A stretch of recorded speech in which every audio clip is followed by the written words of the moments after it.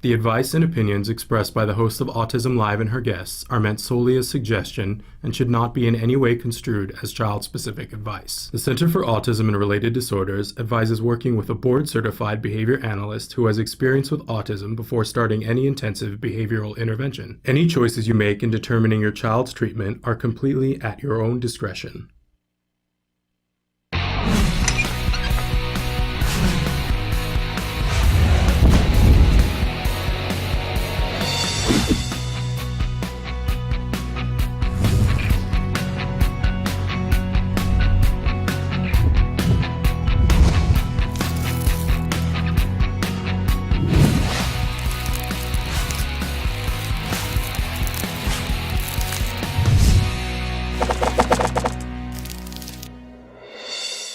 Good morning and welcome to Autism Live. I'm Shannon Penrod and we are webcasting to you live from the Center for Autism and Related Disorders headquarters in Tarzana, California. It is Wednesday, probably my favorite day of the week because in just a few minutes we're going to be joined by Dr. Doreen Granpeesheh for Ask Dr. Doreen. This is your opportunity to ask questions of a true visionary, an expert in the field of autism, so that you can have more information to help you help your child on the autism spectrum, a subject that we all know I'm very fond of because I also am a parent of a child on the spectrum. We always like to remind you that there are many different ways to get a hold of us, and Emily's going to start to run through some of the different ways that you can contact us with your questions. I want to remind you that you can watch us live on autism-live.com. There is a forum there that if you, right below where it says Shannon is answering right now, you put your cursor there, type whatever you want, hit enter, and it will show up magically here on the screen, and then I can ask Dr. Doreen Granpeesheh that question. We encourage you to take advantage of this wonderful opportunity. There is no cost. You don't have to give us your name, your credit card number, or anything else. You just ask the questions. We want to hook you up to information. Without further ado, it is time for Ask Dr. Doreen. Dr. Doreen Granpeesheh is the Dr. Doreen is an expert in autism. Doreen Granpeesheh. Dr. Granpeesheh. Dr. Doreen Granpeesheh. Dr. Doreen Granpeesheh is a visionary in the field of autism, and now you get to ask her questions on Ask Dr. Doreen. Welcome to Ask Dr. Doreen, and welcome Dr. Doreen Granpeesheh to the show. I'm so thrilled always to have you here on Wednesdays. It's a pleasure. I enjoy it. Well, I enjoy it too. I learned so much on these days, and we want to get right to the questions because you guys have put a lot of questions in ahead of time this week. We're loving that you're doing that. First question, looking for some advice. We need to do an eye exam for our son, requested by the school. He is 4 years old, nonverbal, does not really like having light shined into his eyes, ears, etc. I see this as being a very difficult task to complete and get usable results. Any suggestions on where to go or what to do will be greatly appreciated. I just want to give an asterisk for all of our questions here. Of course, we can never be in a position, and I would never ask you, Dr. Granpeesheh, to give child-specific advice in this kind of format because that would be a disrespect to you and to the child. All of our kids are different and they have different needs, but we can talk in generalities to help people steer in the right direction, can't we? Yeah, absolutely. And it's a little difficult to refer families. I don't know where you're living. Yeah. But generally speaking, there are ophthalmologists that specialize in these aspects of visual problems. Developmental optometrists also will be able to help you. And they do a series of tests and they look at things like binocularity, you're being able to focus both eyes on the same object, or tracking ability, and they'll do a series of tests with your child. And then they actually also do, especially developmental optometrists will give you exercises that you can do and that you can ask your team of therapists to do as well. Yeah. Also, we added a few years ago, because a lot of our children go through this process and it's really important, in our skills online program in the motor domain, there's a whole section for visual motor. Yeah. And we have a lot of those exercises detailed in that section as well. Yeah, absolutely. And I just want to say as a parent that it took me a while to figure out that my child needed to go to the eye doctor. So he was, I think, 6.5 by the time he went. And I was amazed that if you go to the right person, how much they can accomplish. I thought my child couldn't sit there, that he wouldn't be able to do it, that they wouldn't be able to figure out what was going on. But it is kind of amazing what they can determine with the tests and what they can get our kids to do. Absolutely. And these are not, normal issues. They're not distance or far or near vision. We're talking things like some of the children actually have visual fields that are restricted. So they will have more of an ability to see things peripheral vision rather than central vision, or other kids will have specific problems in their perceptual ability. So they're able to see things if it's on a clear background, but not if there's too much chaos in the background of the object they're trying to find. Or, like I said, tracking is one of the things that our kids are lacking, or being able to focus on, and I see this with some of my kids, where if you hold something too far, too close, or even down on a table versus in front of them, they have problems determining what it is. And when you can figure those things out, it helps the child tremendously. Yeah, so very worthwhile. Absolutely. Very worthwhile to go and be heartened by the fact that you really can get good results. Even if your child is skittish, there are doctors who are trained specifically in those kinds of things. Right. And also want to put out there, we were able to ask our local support group, for suggestions, and got a great doctor recommendation. So wherever you are in the world, maybe that's a thing to ask other parents. Other parents, and specifically looking for developmental optometrists. Developmental the way optometrist. to go. Okay, great question. Okay, this was a question that came in last week that we didn't get a chance to. My son eats paper. Is that something I should be concerned about? I mean, that is a good question. I guess what I would suggest is that you do have some testing done, and this is sort of a blood test generally to see if your son is deficient on any particular nutrients. And then, you want to do that anyway, regardless of if he's eating paper or any other object, because he might be trying to receive the nutrient that he's deficient on by doing that. But and otherwise, then once you have determined that and supplement with whatever nutrients, then of course that is something you need to shape out of his life essentially and remove. Absolutely. Yeah. And so I know we've had people ask questions about Pica in particular before. If it's just the paper, we're looking for the nutrients, or is Pica, it could be... Pica is just ingesting anything that's non-edible. Okay. So, we have kids who will eat rocks, they will eat, they'll pull off stuff from the wall and eat it. One of my kids particularly ate a lot of things that had glue on them. So, I think it's one of those things that could have initiated because of a deficiency, but now it's become a learned habit or a behavior.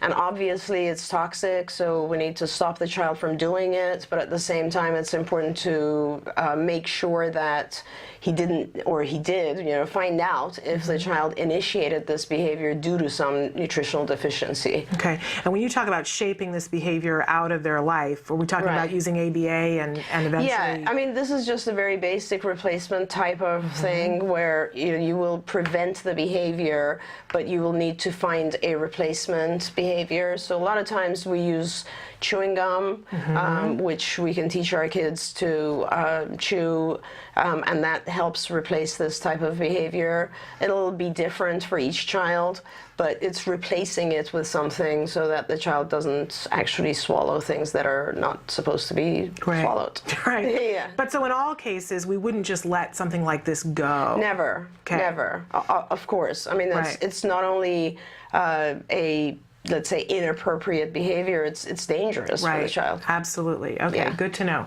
Okay, we had somebody just write in a question. I'm going to put it up on the live feature so that everybody can see it. How do you get the school to use skills? I'm thinking about starting at the first of the year when they are very rigid on programming they want us to use. Right. We have a lot of contracts and training going on with a variety of schools across the country, and for skills, and it's been extremely useful for the schools. I think part of the problem with skills is that it is too complex. It's funny because I was just saying yesterday that we spent 15 years writing this thing, and we're so obsessive ourselves in wanting to make sure we share every bit of information with the families. That we made it so technical and detailed, and I think then we spent another year trying to make it easier, and lighter. So the hard part about getting it to teachers has been that it is just so technical that I think it scares people. We just completed, our training department just completed a teacher training, which is fantastic. It's, I think, somewhere around 65 hours of e-learning for teachers, and it's all live video. In fact, they used the studio, I think, and it's all live video of a variety of our senior board-certified folks doing these various trainings for teachers. So it's very teacher-friendly. It's much more comprehensible than the actual e-learning other programs that we have, which are much more technical. So I would say you should start with that, because I think that kind of grabs the attention of teachers and makes them interested, and then they come to realize that there are many ways you can use these ABA techniques in the classroom. And once you've done that, I think it becomes a lot easier for the teacher to really easily acclimate to skills. I mean, we are, one of the projects that I'm hoping to be able to get involved with in the next couple of months, or 2013 at least, is to sort of redo skills into multiple versions. We're making a version that's just for teachers, another version that's really just for higher functioning Asperger's, PDD children, and that sort of thing. And skills, of course, and this parent sounds familiar with skills, is more content and what you are supposed to, how it's like the content of what you teach children, and it's a whole supermarket of things, and you pick from them. Versus the e-learning or the trainings, which are process and procedure.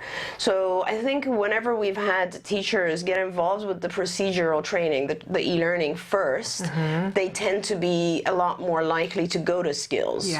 And then, the other thing is, you should know that our skills department is actively engaged in going out to schools, doing training for schools, getting them into skills. And I think one of the key benefits, I think, for schools as a whole is that skills allows the teacher and even, the autism specialist, the resource specialist, the administrator, to be able to see the ongoing progress of the child, because all of the graphs that it provides is very valuable to the school administration. Absolutely. I mean, I love skills. I use skills, and I love skills, and so I'm probably the biggest fan of skills. But I love that you're doing all these other things, and I totally agree that as a former teacher, you're busy, you have a lot of things to do, that if we give the training to the teachers first, I think then they want to use skills. Absolutely. And when they were doing the teacher trainings in the studio, I have to leave at a certain time every day to go home and get my child, and so I would be outside in the control room, and I would be listening, and it would be hard for me to leave. I wanted to listen more, and I'm so excited that they're available now. And I have said, I think these little trainings make perfect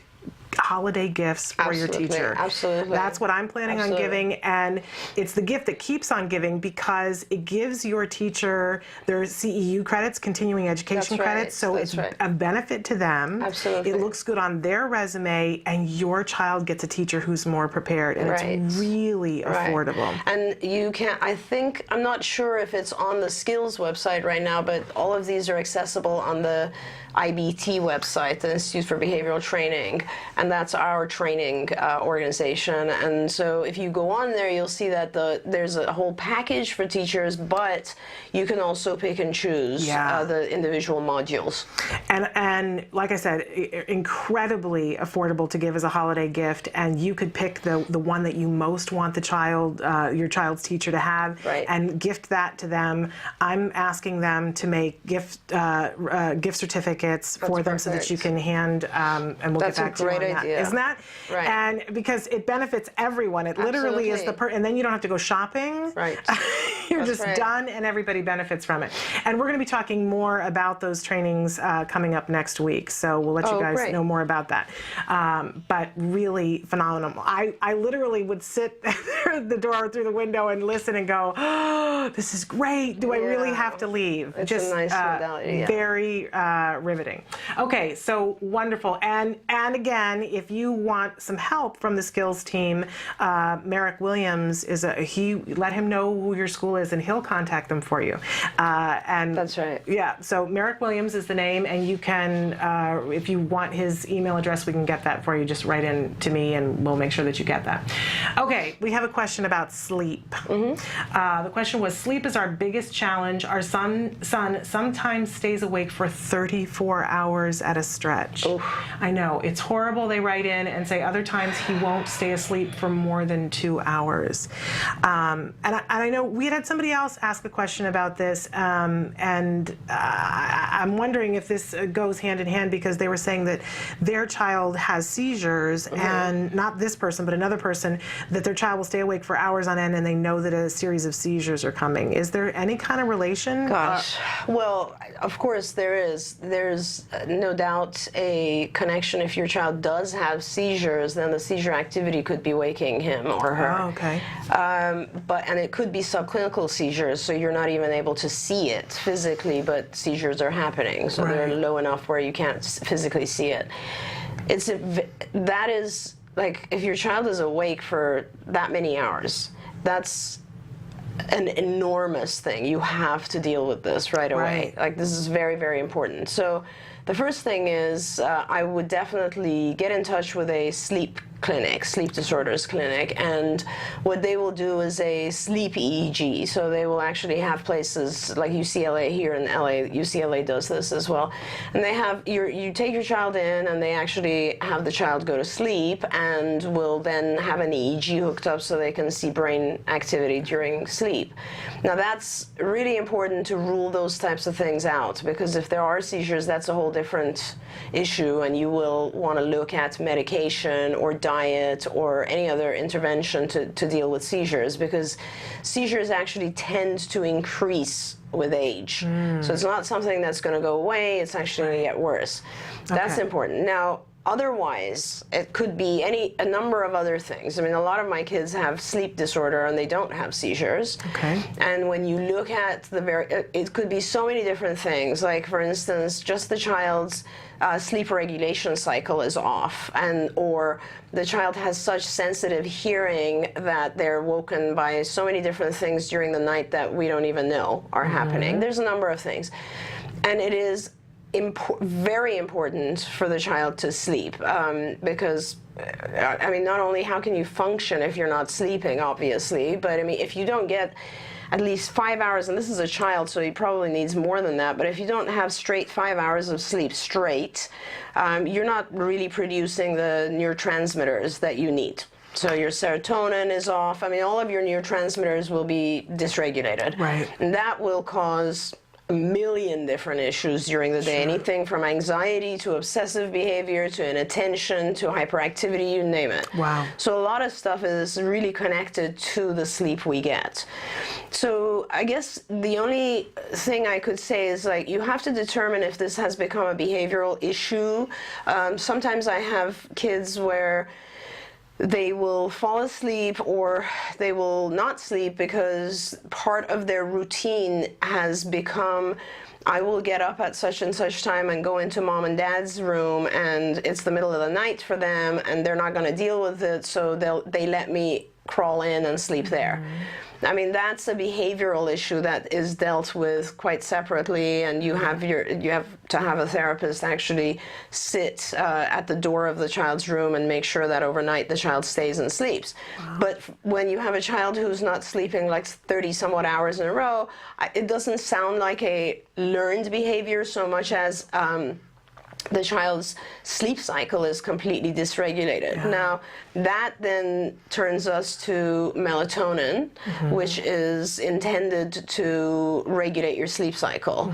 Now, I've found from a lot of families and people who use melatonin that regular melatonin on its own that has a sleep cycle which is 4 to 6 hours. So what it does is it'll put your child to sleep within about 20-30 minutes, but then your child wakes up 4 to 6 hours after. And that's kind of problematic as well.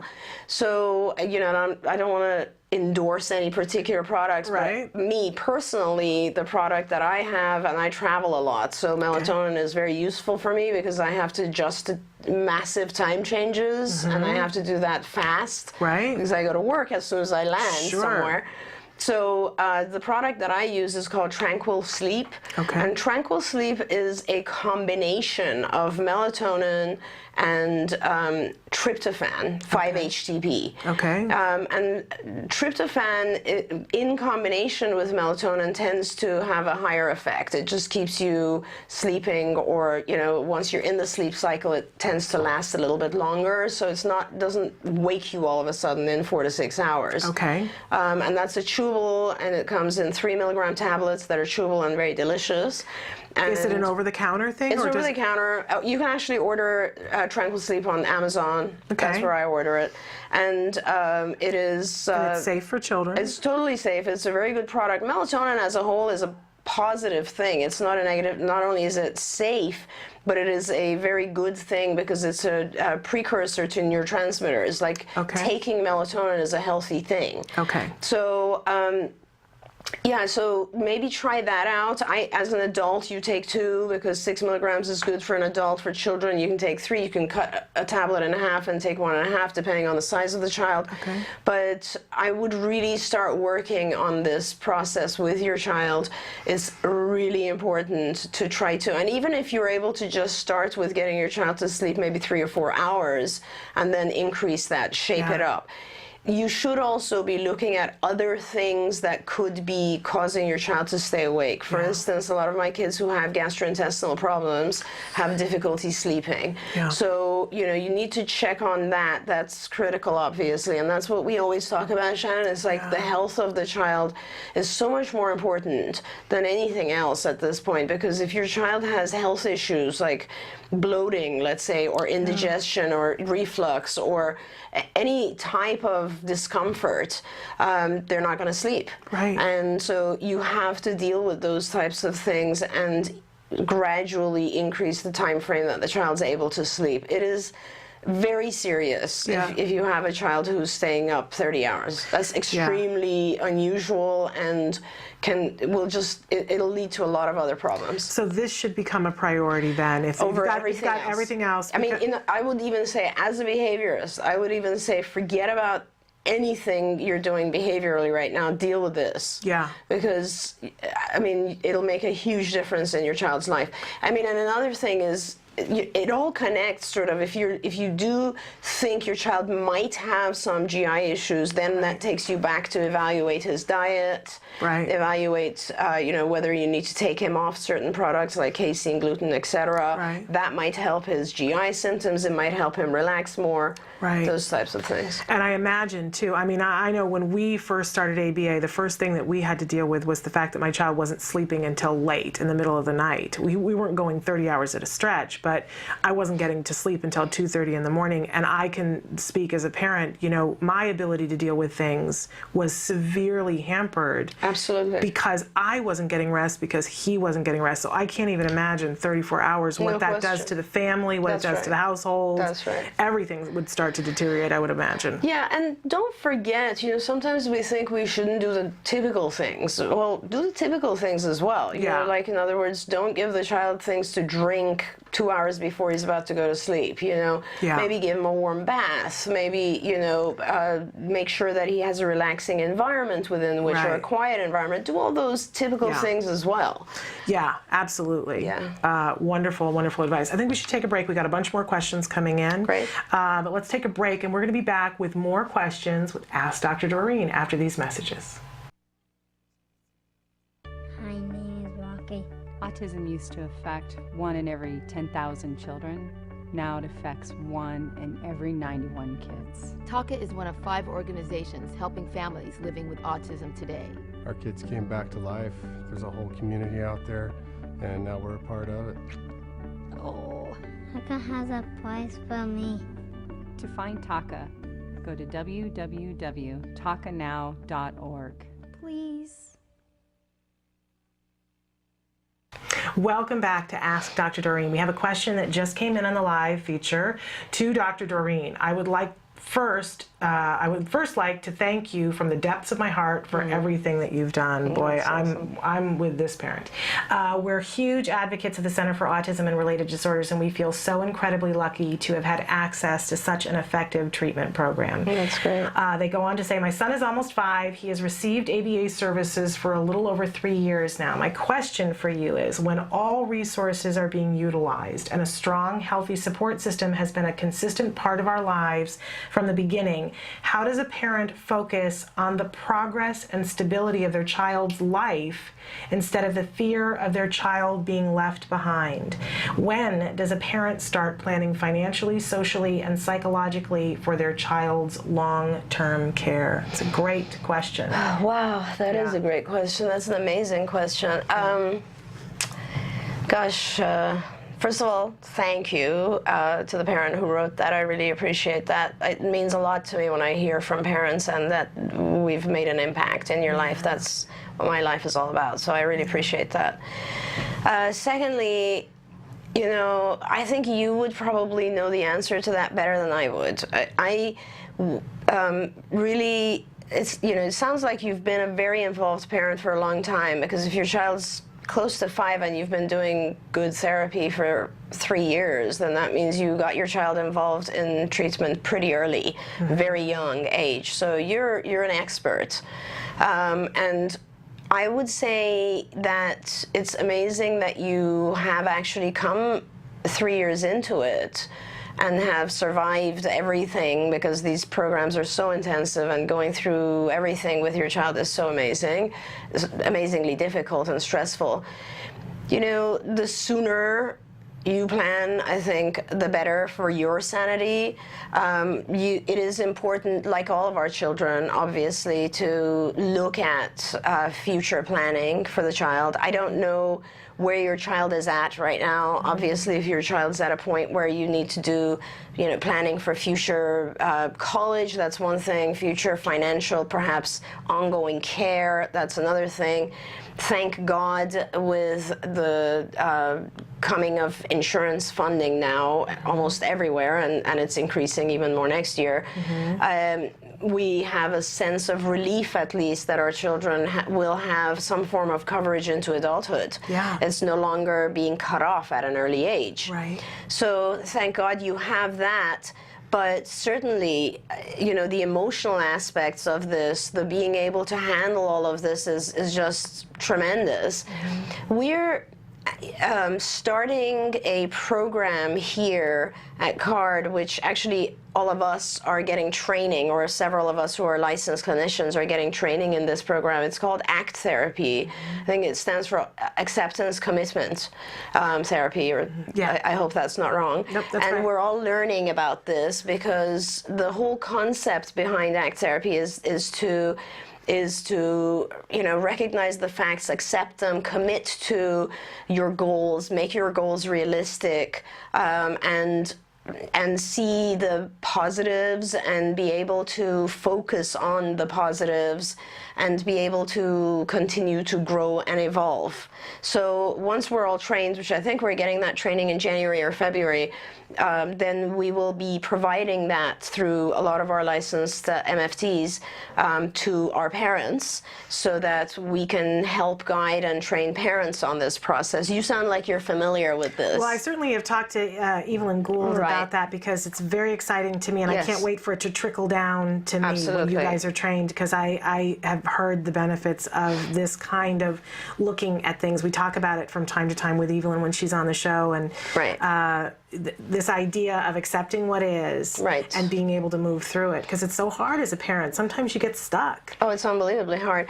And it goes back to, and I would never even imagine that I could understand what some of our parents go through. Like, it really is beyond my scope, right, of living through some of the things that I hear from my parents, from the parents that I know for years. But my general concept of life, I think, applies always in these scenarios as well. My general concept is, obviously, most often we're given things that we can handle, even though we think we can't.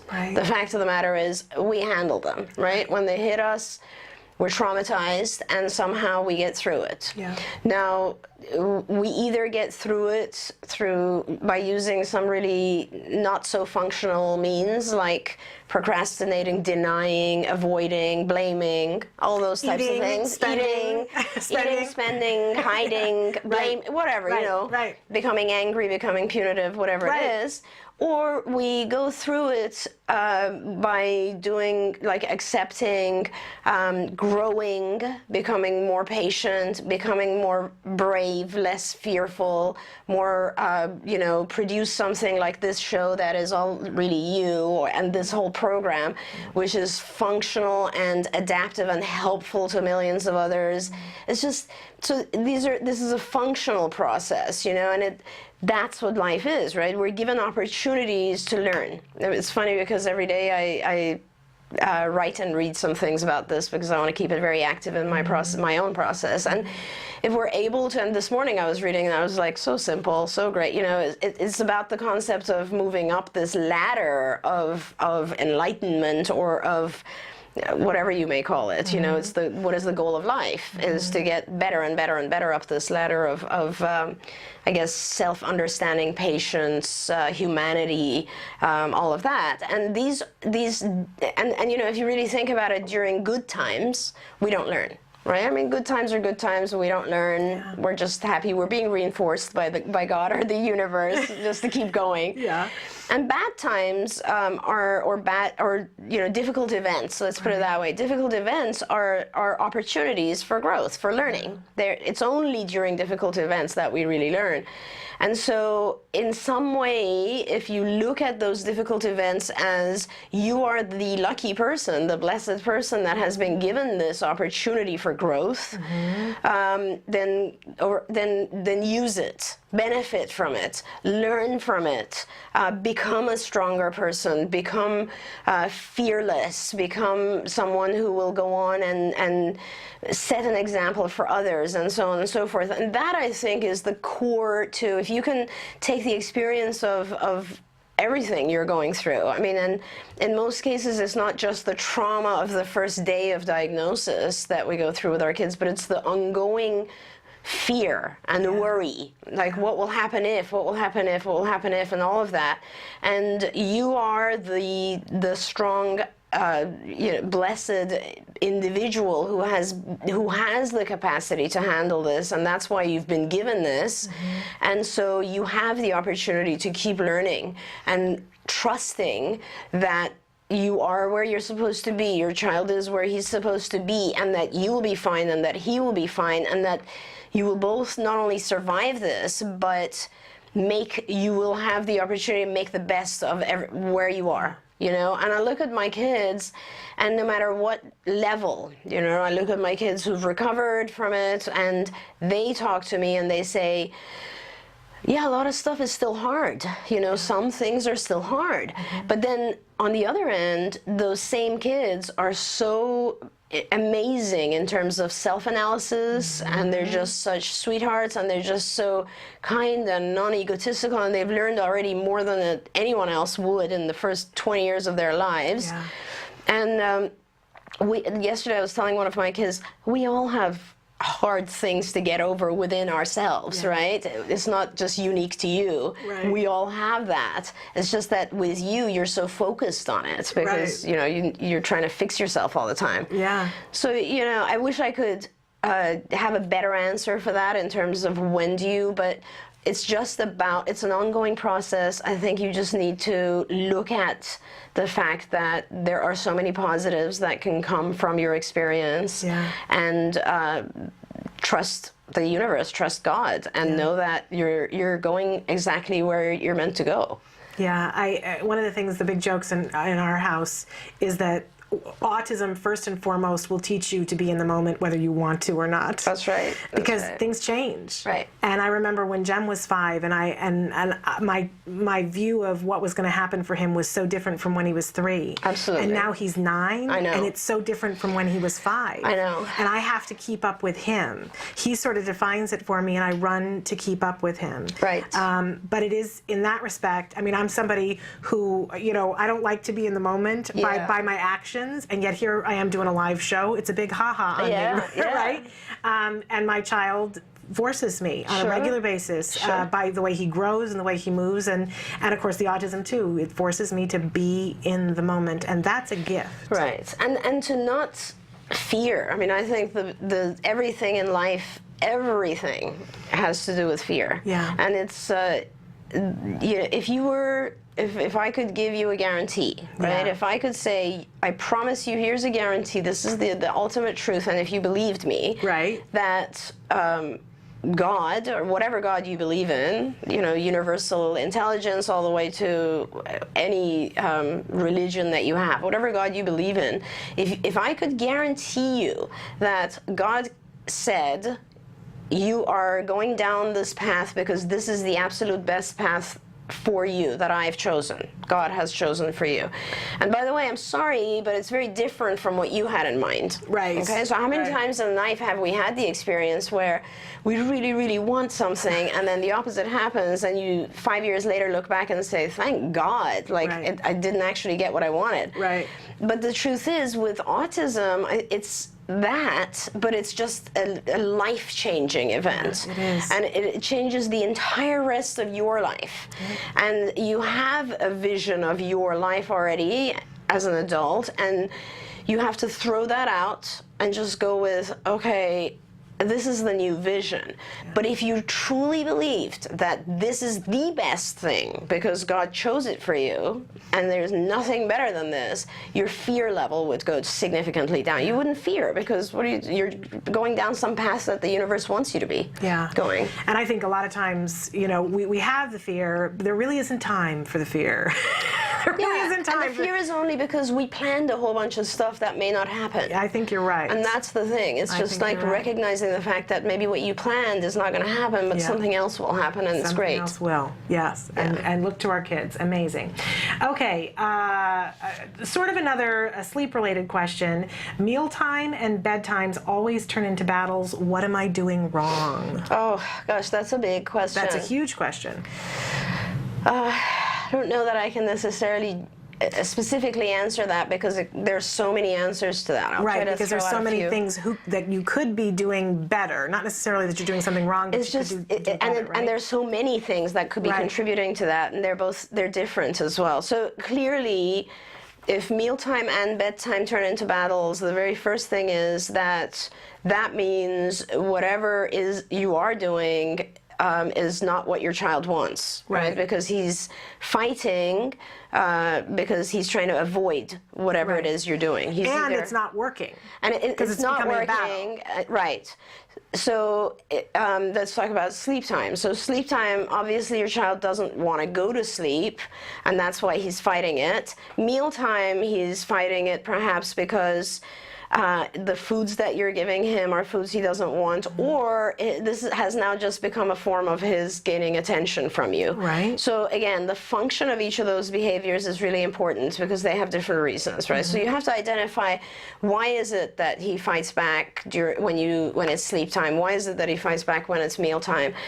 Once you understand that, you'll understand the reason, his reason, and then what you do is you modify your own behavior based on that. So it's very hard to say what you are not doing correctly or what would be more effective.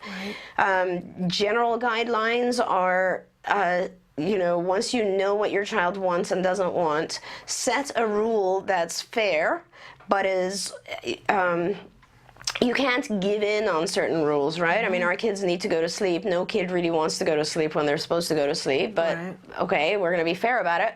I'll give you an activity you can do in your room perhaps that you like, or I'll delay it 30 minutes, but I can't delay it 5 hours, right? I mean, so there's certain societal rules that you have to go with as well. So set those rules, try to be as fair as you can with them, reward your child significantly for doing anything that is an approximation to meeting those rules. This is the shaping process. So let's say your rule is that the child needs to sleep at 8.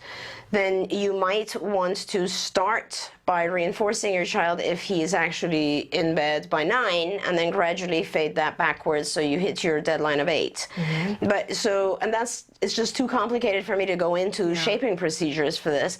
But in general, what I'll say is, a lot of the time we get so ingrained in the battle with the child that we don't realize either the multitude of things. Either I'm not being fair with the rule, or I'm not reinforcing any approximation to meeting my goal, or I'm not really paying attention to what it is he's trying to communicate, or I'm just getting involved with back and forth bantering over something, which is always an attention-seeking type thing. Right. So one of the first lessons is, once you set the rule and your child clearly is given the rule or instruction, you don't haggle about it. You don't go back and forth. If you need to physically take your child to his room and put him in his bed, you do that. I know it's tough, but if you do it 3 or 4 nights in a row, believe me, your child will go through what's called an extinction burst.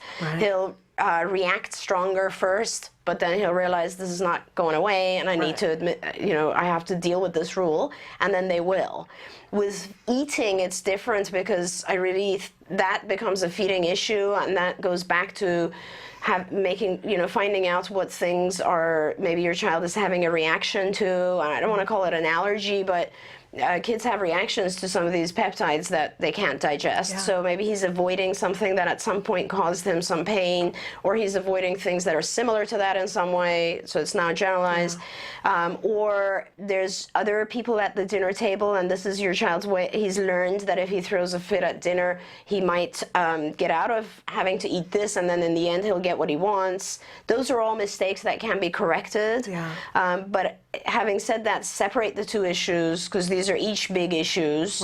And then a good behaviorist can easily run you through these things. In fact, one of the things, that's really great, thank you, because one of the things we're trying to do, as you know, Shannon, is to produce a bunch of small video clips, like 5-minute instructional things on various issues. And sleeping, obviously, and eating are 2 unbelievably important ones. So those are good topics for us to hit as well. Absolutely. So maybe what I'm hearing, if we condense it all down, is that these things, these battles, are infinitely fixable with ABA techniques if you were working with a behaviorist. Absolutely. They're fixable. Absolutely. But to give any kind of widespread advice about it would be a disservice, because there are probably very specific things that are happening that you need to address. Yes, exactly. And every child is different, and so the function of the behavior might be completely different. I don't know why your child is choosing to fight with you during dinner. As I mentioned, a few different reasons could be leading to that. And once you identify that function, it is a very straightforward procedure. It's going to be tough on you. But because it's just a habit. But not necessarily easy, but infinitely fixable if you get the right guidance. Absolutely fixable. But it really requires eyes there looking at it and seeing it to help you. And possibly even, as you know, our therapists attend dinner with the family when there's issues like that. Our therapists will actually stay overnight when there are issues like that. So if you have the ability to have a therapist actually be there, this is very, very helpful. Absolutely. Okay, great. Okay, this is a question. Somebody writes in and says, how do I know when my child doesn't need a one-on-one aid at school? The school says he doesn't need an aid, but I think he does. Okay, that's a really good question.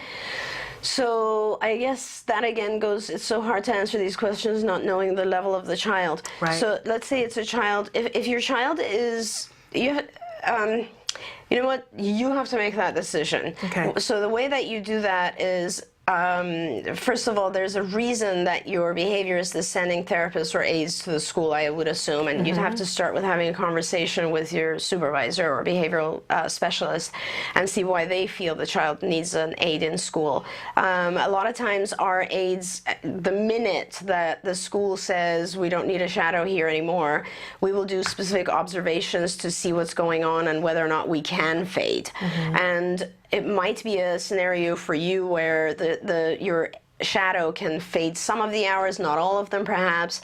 I find that the children who do very well in classroom setting, like academic settings, I will really try to fade the aid out as fast as possible, the shadow, because I want the child to start paying attention to the teacher. But then I will keep the shadow for like recess or lunch period or those types of things, because that's when my child still needs some behaviors to like socialize and those types of things. So it really has to do with what your child still needs. If your child is interacting well with other kids, following instructions of a teacher, able to keep up with the classroom, and able to keep up with social stuff, you don't need an aid there. Really simple. Those are the things that we benefit from in school. However, if your child is not able to keep up with those particular things, you still do. I mean, as a general rule, you want to fade your shadow when your child is able to function at the same level independently. Yeah. I just want to point out, because you said something really important, and a lot of parents write in and say that they have an aid, but the aid doesn't accompany the child to lunch or to recess. It's sort of a big issue. And I want to point out that you said that, you know, you fade the aid in the classroom a lot of time, not all the time, but sometimes more before the time at lunch. And I think as parents, that's something that we need to step up our game a little bit at that IEP meeting to advocate for our child that they have that aid during that time. That's right. And IDEA provides for that it does say that our child has to be prepared for life after school, and we can use that to get that aid during those important times. And as you know, another thing that we do at CARD is we generally fight strong to get our shadows in the classrooms. But in a lot of other states, it's not really easy to have a private therapist shadow in the classroom, and you have to have the school aid, that's why we also, then it takes us back to the teacher and aid training that we produce, because, you know, I can't tell you the number of times, and this is nothing against schools, but it's, you know, I have personally seen the shadow who's supposed to be with our child, and I'm observing the child, the shadow is outside taking a smoke break or something, you know, and it's just, it is, if you have a shadow in there, make sure that the shadow is really well trained and is working together with your in-home team, because everything has to kind of generalize from the in-home program to the school. Yeah, it's like another full-time job. It is very important. It is something that's important that we have to do. Okay, we've only got time, I think, for one more question, but hi, Dr. Doreen. My question today concerns seeking advice about iPad apps that would be the most beneficial for my 10-year-old mainstream son who has very immature speech and needs help with acting age appropriate. Are you familiar with anything that you could recommend? I'm getting an iPad for Christmas and want to use it to help him. Thank you all for all you're doing for so many. That's really nice. Thank you. I wish I knew. We're putting together a good list, because the stuff that's coming out on iPads is amazing. Like every day there's a new one. Right. I don't know of a particular brand or something like that. There's a lot of programs coming out now. It sounds like your child is looking for things that are a little bit more on the higher end, because we're looking at like appropriate social speech or that sort of thing. And I think there's some companies that are just beginning to do that. There's a group that I'm a about to meet with, and they've designed some games that actually are working on executive functioning skills. And I'm hoping to be able to partner with them and have them help us go faster with our games, because we're developing a lot of games as well. So I'm sorry I can't help you, but if we, what I'll do is I'll try to get our team of people who are putting a list of games together, and we'll try to give that to you, maybe put it up live or on one of our websites, because there's more and more stuff coming out. I'm not really familiar, though, with anything that would work on like appropriate speech versus inappropriate. I don't know of anything out there. I think most of the games that have come out right now are just basic speech programs, like identifying labels and those types of things. But as I said, this group, I think their company is called Akili, and it's brand new. I think they are doing a bunch of work on higher level executive functioning type stuff. So interesting. Yeah, come back to that. I mean, it's a great gift. And I think your child will probably find some good games themselves online. Yes. But and I think that next year there will be a lot of really good choices for games on iPads. And we will get together a list of apps. I'm just thinking about we don't have an iPad yet. It's one of the things maybe this year, but we have Android phones. Right. And I know one of the things that my child and all of his completely neurotypical friends, I don't know whether it's called Tommy Cat or Charlie Cat, it's this cat. And it's a microphone. You speak into the cat, and then the cat says what you said back and responds to it, and you get to manipulate the cat's voice and make it, and they think it's hilarious. That's awesome. It's very social for him that he'll say something into it, and then the cat really says it and then changes it, and they'll sit and laugh and just fall apart over it, and it's a 99-cent app. So that's awesome. I love the fact that sometimes it's not the big expensive program that you have to buy. It's the 99-cent thing, and it encourages all kinds of speech, and the other kids love it, and it really starts conversations, and somebody will say this. That's amazing. And there you go. And you can get outfits for the cat, and one technology of the these days is crazy. Isn't it? It's bizarre. Of course, though, and I always say be careful when you have these apps, because sometimes it's a 99-cent app, and not this particular one, but there are apps where there's an in-app purchase. My son once spent $300 buying a zoo. A virtual zoo. And we got it reversed, but be careful. Oh my gosh, Be careful that you set up your device so that they can't make in-app purchases. Right. There's a thing you can check on your iPad. It will save you time and grief, I promise you. We're out of time, or are we? Emily, can we ask one more question? Emily says we have time for one more. And Emily rules. Yeah. So we do what Emily says. We do what Emily says. Okay, here we go. My child has a 1-on-1 aide. It's so hard to know if she's helping or hurting his progress to be independent. I don't see any fading. I think knowing when and when not to intervene is the most difficult thing for an aide to judge. He has an aide at lunch and recess, but there is not intervention at these key social times. Very frustrating indeed. And the expression that I always hear with aides is they're supposed to work themselves out of a job, but with those school aides, especially in these tough economic times, I don't know how motivated some of them are sometimes to fade themselves out and lose their job. I just don't think they're trained. Okay. And part of the training is it's very, very important to identify the time frames that they need to step in more and the time frames they need to step out. Yeah. And I guess what I would suggest to this parent is to if you can observe your child for the whole day and see what periods of time, regardless of the aid, in fact, better if the aid isn't there, just what periods of time, how your child is functioning, and just highlight the ones where more interaction or more, stepping in from the aid is necessary, and the times where your child on his own is doing better, and that those are the time frames where you really want the aid to start fading out, then maybe that's something you can discuss. If it's a school aid, you can discuss with the school and teacher, and if it's a private aid, then that's something your supervisor can definitely do for you. Yeah, absolutely. It's sounding like a school aid to me. And I do think it's important for parents to know that in this particular issue, the school's going to be on your side. Sometimes it's adversarial with the school, but if you're wanting the aid to fade, the school school is going to be very amenable to that. So if you say, I'd like the aide to not come during this hour so we can observe and see how the child does without, they're going to be thrilled to do that for you. They're going to be on your side on this one because they want the aide to fade. To reduce as well. But you have to also understand that the fading is not an all or none. So it's kind of, it could be. I mean, you could say, I don't need the aide at all during whatever hour. But it's also, this is what I mean when I say like they need training, because it has a lot to do with, you know, you have to be able to identify, do I just need to give the child a tiny prompt? Do I just need to give the child a little bit more time and he will do this independently? Or is this a brand new thing and he's just not interacting and I need to teach him a few things and that'll help?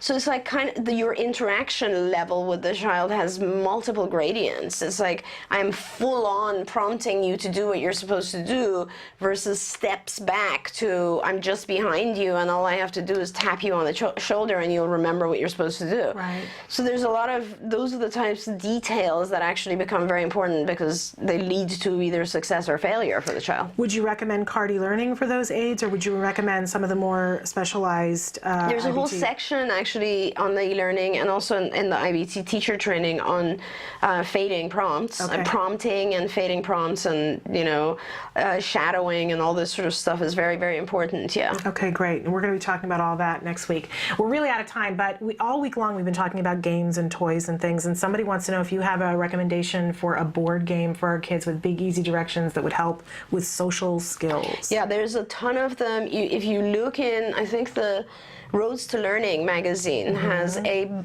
ton of board games that are just focused on social activity.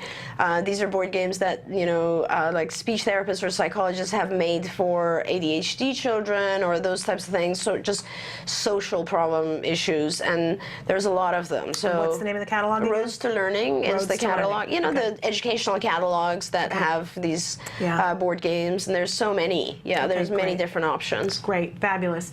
And somebody else is writing saying we should do a whole show about iPads, and we will get working on that, and apps for the holiday season. We can do that. In fact, one of our, several of our supervisors are really, really great at programming iPads to resemble OGG devices, and so that's one of the things that we can certainly do. Okay, we will get started on that. But I have to let you go. I know you have a busy day, but I thank you so much for being here. Thank you so much. I learned so much, and I know you guys do too.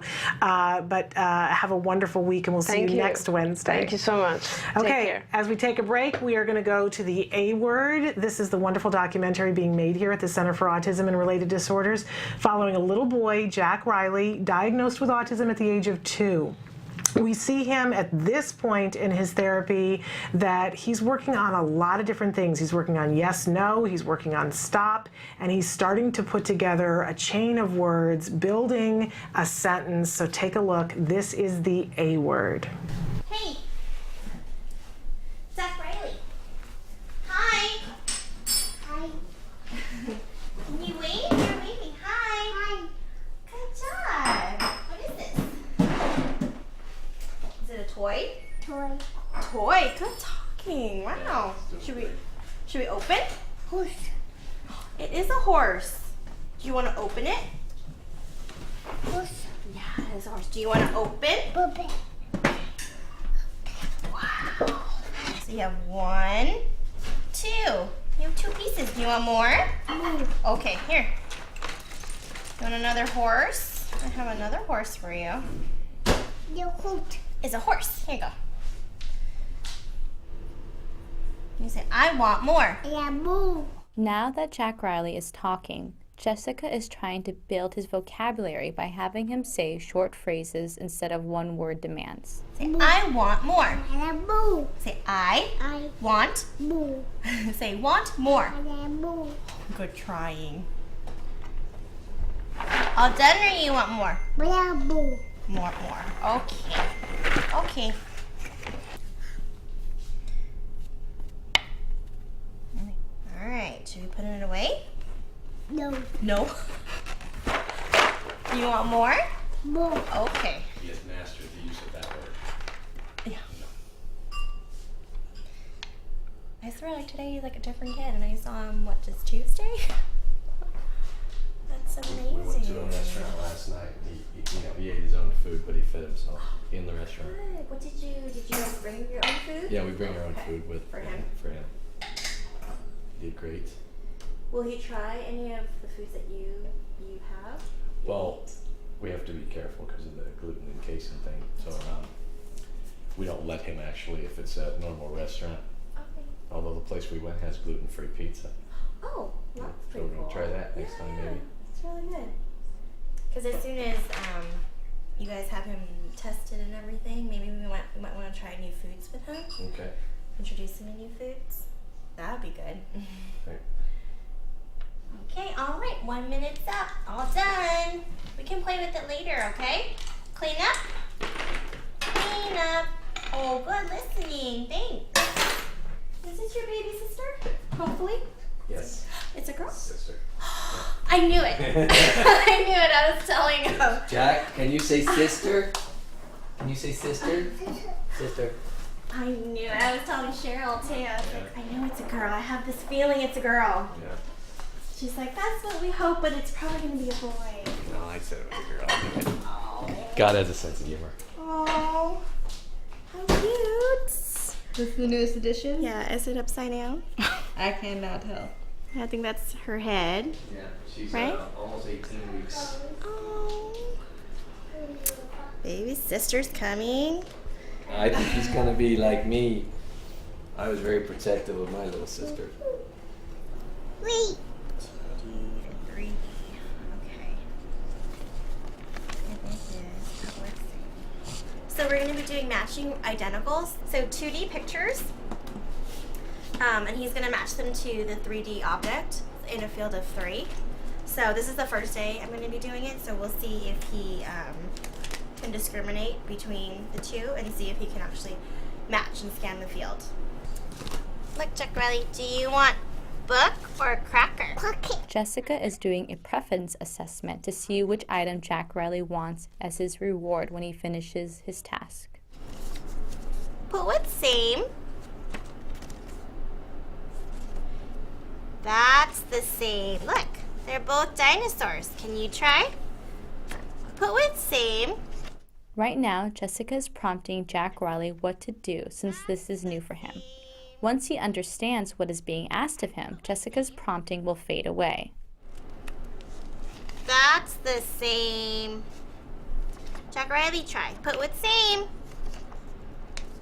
What's same? Right here. This is the same. That's the same. Jack Riley, try. Put what's same. The same. That's the same. You try. Put what's same. The same. No. Right here. Match it to the dinosaur. Yeah, like that. That's the same. There he goes. Yeah. Can you do Jack Riley? Okay, try again. Put what's same. Put what's same. Yeah, that's the same. There he goes. There you go.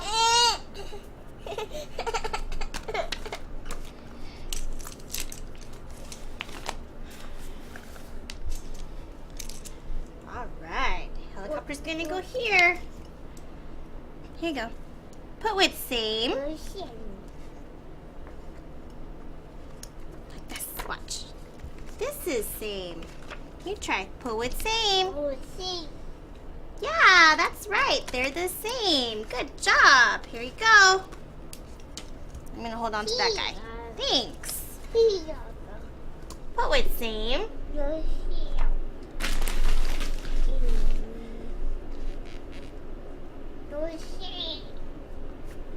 This is the same. You try. Put what's same. Yeah, that's the same. Okay, try it again. Here. Put what's same. That's right. That's the same. Good job. What is this? Is it a duck? It's a duck. Is it a duck? Say duck. Duck. Good. What sound does a duck make? Quack, quack, quack. Here you go. We actually started a new program called Yes No, where we're reteaching him how to say yes for things that he wants to play. Like, for example, like if he wants to watch a movie or something really, really reinforcing. So we're going to teach that to him in airless learning, meaning that we're going to prompt him all the way when we're first starting to teach him the new skill, and then fade out our prompts eventually once he starts to get the hang of saying yes to things that he wants to play with instead of just saying no to everything. So we give him another word that he can utilize. He even seems to say no to things that he does want to, so that's why we want to okay when he wants things. But yes, seems to be more functional. Let's go! Jessica, Mike, Cheryl, and Jack Riley are going outside to practice stop, which is still a safety issue because he doesn't always comply. Jessica wants to see how often Jack Riley listens to them and follows the direction. Stop! Stop! Yeah, remember? No? Try again. Go. Stop! Yay! For now, pausing for a moment is verbally rewarded since he is complying. With practice, the duration which he pauses will become longer. Stop! That's not a stop. Try again. Try again. Try again, honey. Try again.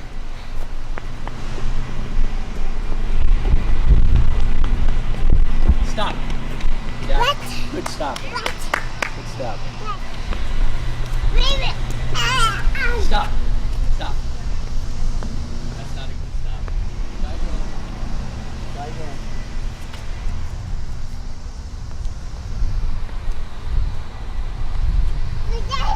Okay, stop. Good. Good stop. This is how we get him back to the house when he's lollygagging. Does it work? Yeah, he's usually happy on. He wasn't in the mood to play anymore, so.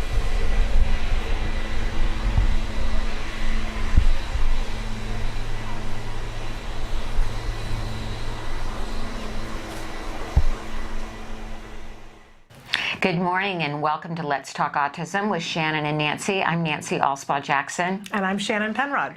And good to be here with you. I love it when Wednesday you're here. at 11. It's kind of an amazing day for me because first Dr. Doreen Granpeesheh Yes. comes in, and then it's like a revolving door. She leaves and you come Right. in, and it's like I get to be in the company of amazing, fierce, fabulous women. Well, thank you. And I want to actually, I'm going to try and get here early so I can listen to everything she has to say because I know she has such great She's amazing. wisdom. She's amazing. You know, you can't. She's a visionary. Yeah. And she, you know, the things that she has accomplished in the field of behavior therapy, you know, she's world-renowned in this and a leader.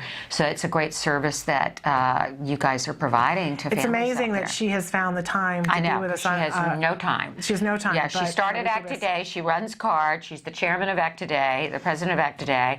And she speaks around the world. Right. And and she carved out the time to be with us an hour a week. Which is great. And I think about in the early days, if I had had access to ask her questions. Yes. I mean, you know, we've talked about this before about how that was something we both wanted was to, you know, to have the benefit of what she knew. Yeah. And for everybody to be able to ask her questions, it's a very happy day for me. So that's great. It's giving some guidance to viewers out there. And in the news, we want to talk about some studies that may clarify some things and may cause more confusion for people. More questions. It's always good to have more questions, Yeah. right?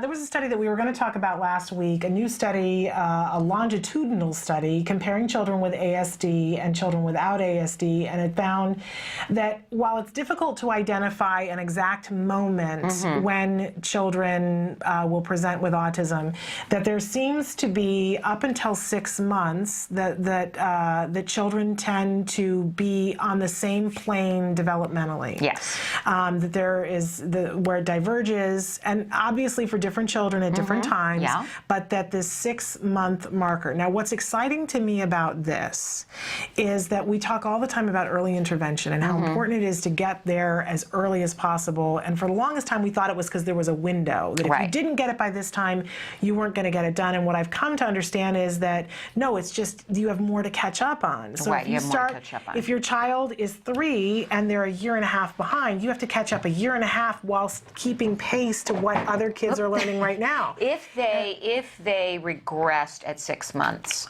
yeah, some can even regress a little later, apparently. Absolutely. I mean, my child was close to 2 when he began to regress. Okay. I think Wyatt was between 1 and 2 that I started to see some symptoms.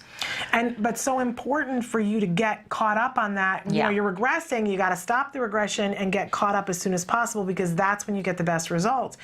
And, you know, we've heard from people from time to time on the show about this idea of, well, if you had a child, like what age would be too early if you saw skills starting to not happen fully? When would be too early to start with ABA? Because is it a possibility if you started at the moment that regression stopped, could you prevent autism from happening? It's a really interesting concept to me. And it certainly seems like a possibility, if not a probability, that you could do that. I hope that in the coming years, I mean, we know people that are working with kids who are a year old. Yes. And we know that in some cases those children have never ended up getting a diagnosis. I mean, it's too early to say, but this idea that there's a place at 6 months, which seems to be when the skills start to go in different directions, I think it gives us some direction. Yes. I'm hoping that that's what it does. And so basically it's really, I think we're saying to parents out there, watch your child closely, watch how they are developmentally compared to their peers. You know, their little playmates in their toddler groups or younger than that, in the baby groups. You know, I know I took Wyatt to Mommy and Me when he was 6 months old. Yeah. And watch how they're developing. And if your pediatrician poo-poos it, as many of us have had that experience, then you should look elsewhere. That's been one of my biggest lessons, is that I waited a year and a half after hearing, you know, wait and see, wait and see. I think the wait and see, we can't afford to wait and see. Yeah, wait and see needs to go away. Right. It needs to go out with the window. And so, yeah, I mean, that's what excites me about this study. That, you know, a new date to talk about. Right.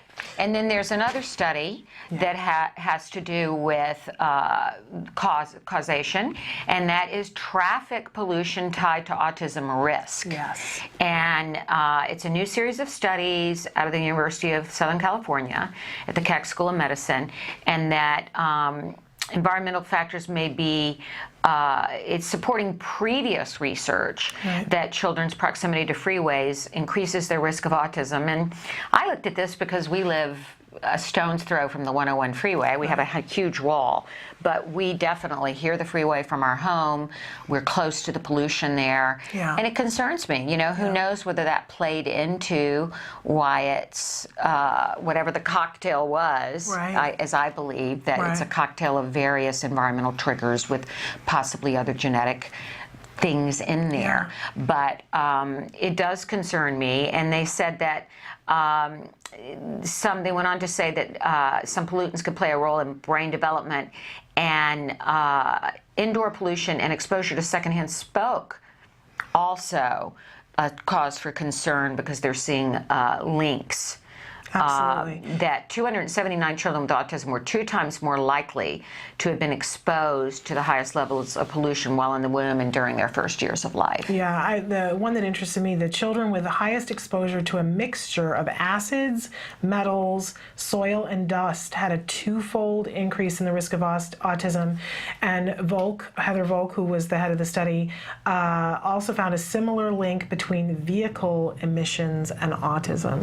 And the recommendation that I was hearing yesterday, because I heard this on NPR yesterday for the first time, they were saying that if you are a pregnant woman or you have a small child and you live, they're not saying, you know, necessarily move away, but they're saying, but on high pollution days when there is an air warning, it's a day maybe to not go to the park, and maybe, you know, take it easy, get an air filter, a good air filter at home, and, you know, use caution on those days. And I really loved hearing that kind of a positive thing to do.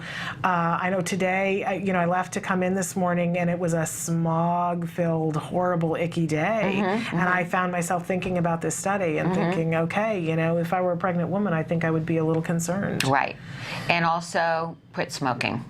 Yes, and don't be around people who smoke, and don't let your child be around people who smoke. I'm militant about that. Me too. I admit to being an ex-smoker decades ago. Ex-smoker, myself. And so I get to be militant. I don't get to hear from anybody. And even when my child was born, we were told early on, Kaiser, that's who we had at that time, said, do not allow your child to be near secondhand smoke. Don't even let somebody who smokes when they're not smoking hold your child. My family, yes, Kaiser told us that. And my family thought I was a horrible person, and I went, okay, I'm a horrible person now. That's pretty intense, that not even let somebody hold them that's a smoker. I had relatives who visited to see my child, and I said, you have to be freshly showered in clean clothes that have not been near smoke, or you don't get to hold him. Sorry.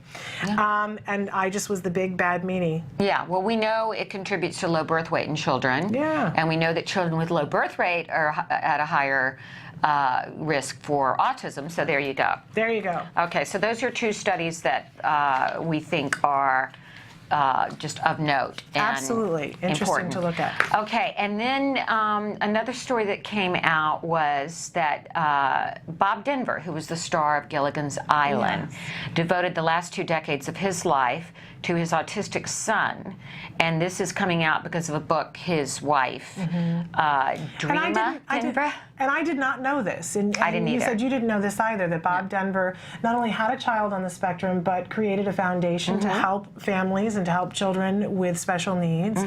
And very interesting that we would not know that before this book coming out.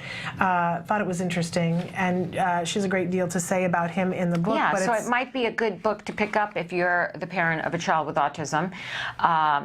The book is called Gilligan's Dreams, The Other Side of the Island. It's a memoir, and who knows, maybe we can get her on the show to talk about it. And the foundation is called the Denver Foundation, which I'm certainly going to look a little bit more into. Yeah, I'd like to know what they do, what's different than what we do at ACT Today. You know, do they give support? Do they give grants? You know, how they're different from groups like TACA and ACT.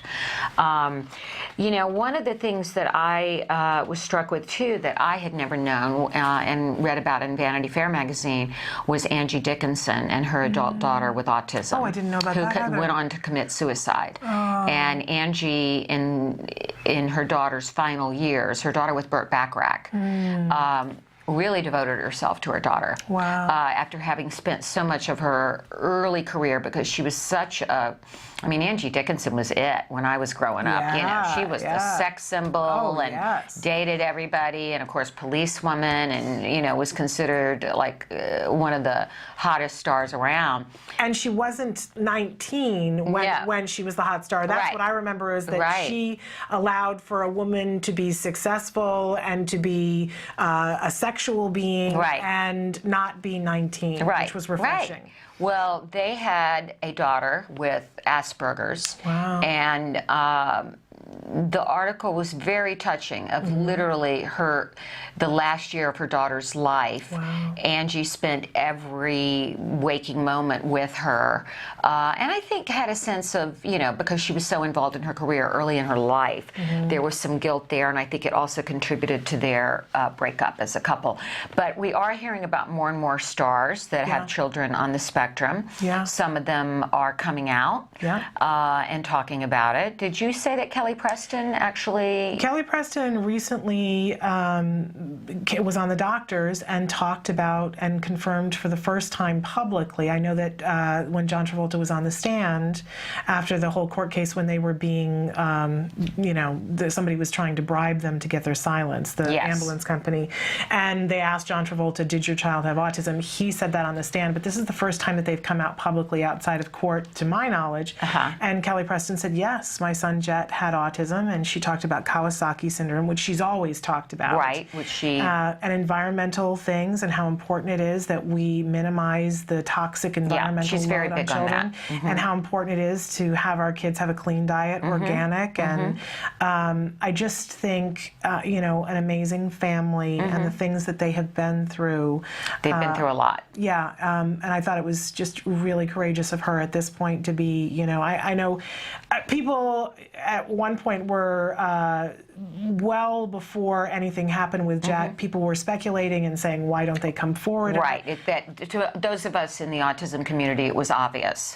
And And I think, you know, I certainly, friends who don't have a child on the spectrum said to me, well, I just think it's terrible that he doesn't come out and that they don't come out and let everybody know. And I said, you know, they're parents. It's their obligation is to that child, not to me and not to you. Exactly. And we need to be respectful of that. Not everybody can be an advocate, an activist, a spokesperson. Not all of us are meant to take on those roles. Well, and it's not right for everybody's child. No, it's either. not. It's not. And I, you know, the bond between a parent and a child to me is sacred, and I need to do right by my child first, and I encourage everybody to do right by your child. And if that means that you're not there for somebody else's waving a flag, oh well. I agree.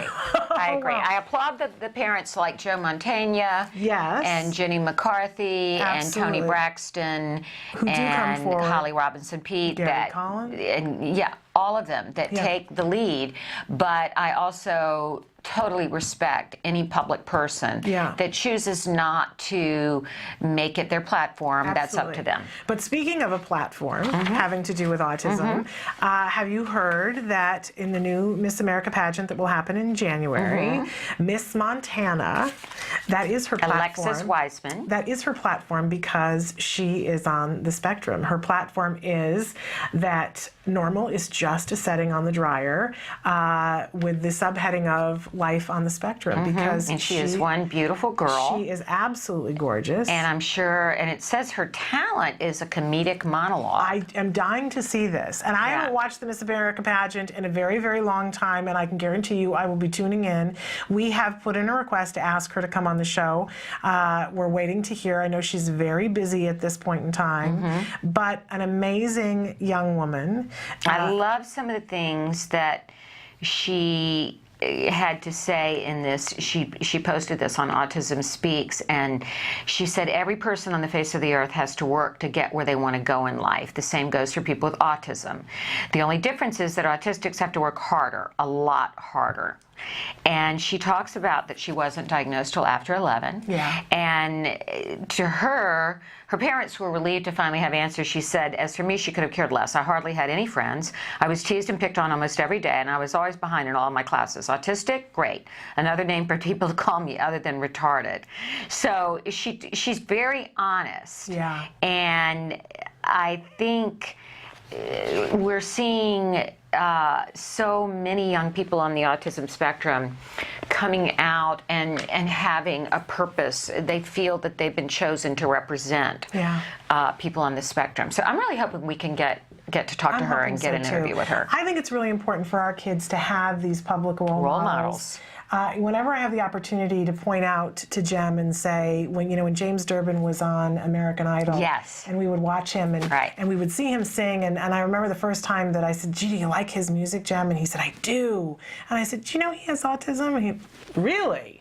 You know, and it was this thing. I didn't introduce him first as somebody with autism, but you know, he just stood a little bit taller. It's like, okay. So, and I think, Temple Grandin is, she's someone who really kind of was the pioneer with that. And we're going to see more and more individuals on the spectrum not only surviving, but thriving and becoming leaders in our country and around the world. And I wouldn't say despite having autism, I would say because of the special gifts that they have. Absolutely. And for all of the people out there who have girls on the spectrum, what a great role model. What a great role model. Because I think, we have sons on the spectrum, and so many of my friends with daughters and people I meet in my work and at various autism conferences that have daughters, the teenage years can be particularly tough because of the whole social thing. It's really hard for girls anyway. I was just going to say, I mean, but and then add autism into the factor, and man. So here's and you don't have the support or the services that are there for a lot of the boys. You say, oh, there's a great program, and you take your daughter, and there's 8 boys and your daughter. It's I can't imagine. I can't imagine. So this is she's a great role model. Absolutely. Alexis Wiseman, age 18, from Cut Bank, Montana. And there we go. I was born in Puerto Rico, mostly raised in New York, and now live in California. But Miss America, I will be voting for Miss Montana. Me too. That's who I'll be rooting for. We also you brought this to my attention. This military vote From our friend Karen Driscoll. Yes. Or is that in my file here? You have it. We've got some action for you guys to take today, and Emily's got a link that she can put up onto the screen for you. Now, once you go to the site, you're going to have to look down. It's the lower right-hand corner, right, Emily? Where it will say that this is where you need to go to take action. So this is the amendment, the 2013 Defense Bill. For military kids with autism, urge the Senate to vote yes for military kids with autism. The Senate is about to vote on an amendment to the 2013 Defense Bill that will greatly improve access to proven autism treatments for our military families, primarily applied behavioral analysis. And the amendment will ensure that all families, regardless of their duty status, have access to behavioral therapies under the Military Health Program TRICARE. Existing ABA benefits are very limited. They fall far short of minimum standards and prescribed levels of care, and they put an undue level of strain on military families. And this is a very important thing you can do legally. And at Act Today, we have our Act Today for military families to continue to support these families financially by providing, by bridging this gap until they can get more from their TRICARE policy. So please urge your state senator to vote yes on the measure when it comes up on the floor. It's a simple thing you can do to make a difference. Yeah. Now, do you know what's happening tomorrow? They're having the hearing tomorrow in front of the House of Representatives where for the first time in 10 years, they're going to talk about the increase in the number of autism. I did not know that. It's been this very hush-hush thing. I did not know that. Because there's all this, debt cliff. Everybody's talking about that. But tomorrow, for the first time in 10 years, the House of Representatives is going to hear a wide variety of speakers, including Bob Wright from Autism Speaks. Okay, great. Simple Minds is going to be there. They're going to be talking about, is this environmental? And there's going to be this discussion. Of course, one of the big things that a lot of people are a little fatutzed about is that all these speakers that they're going to have, they're not going to have a single individual on the with spectrum. autism. Yeah. Yeah. Now, and I say to everybody, I think it's so important because things happen where we get off track, right? It's great that they're having this. The fact that they haven't had it in 10 years is despicable. And so they're having this hearing, and I want to put the emphasis on this hearing needs to happen. Yes. But I don't want to leave out the fact that they absolutely should have had somebody speak. If they're going to have multiple speakers, I agree. It's unconscionable that I agree. And there are many adults on the autism spectrum who are eloquent speakers and wonderful who could have advocates, wonderful advocates who really could have and should have been invited to speak at that. I agree. But we'll keep you posted on what end up happening. Is that going to be broadcast anywhere, like C-SPAN? I don't know. We should look into that. Okay. But it's scheduled to happen around lunchtime Eastern time tomorrow, so we'll be on the air then. But I'd love to be able to get a tape of it. I'm going to do some research and find out and see where we can watch it. That'd be great. All this week, we've been featuring a great organization, TACA, and you mentioned them a little bit earlier. Talk about curing autism. Yes, and we had the opportunity to have 2 TACA moms here with us yesterday, and we'll have Lisa Ackerman with us tomorrow, who's the founder of TACA, and you and I interviewed her before. We did, via Skype. Yeah. No, she was here. She was here, and she's going to be here again tomorrow. But they're an amazing organization, and we have a video to show you during the break of TACA and the kinds of things that they do, and to hear from some of the families who've benefited. My family certainly has benefited greatly from TACA, and I know you're a big fan of them. I'm a big fan. I always urge the people we help at Act Today with grants to look up TACA, find out a TACA support group in their area, get a TACA mentor if they need to, because while I did not have TACA in Wyatt's early days, when I found out about it, I wished I had. Yeah, absolutely. Absolutely. And you they make literary materials that you guys give out. We give out a lot of we give out their TACA Journey guides. Yes, which are amazing. We give out their military guides. We also have sponsored a TACA family and made donations to their organization. And Lisa and I are just big supporters of one another's work. Yeah. Well, you're both we amazing believe that You know, we're all here trying to do the same thing. We're all here trying to help our kids get the support and care they need to be the best they can be. And that's why we're saluting Taka this week. So take a look at this video, and when we come back, we've got a lot more to talk about here on Let's Talk Autism with Shannon and Nancy. I remember when Jeff was diagnosed, it was about 2 years for us to feel like, we got it. I think we're okay. Things are in place. That sucks. It shouldn't take you 2 frickin' years to figure that out.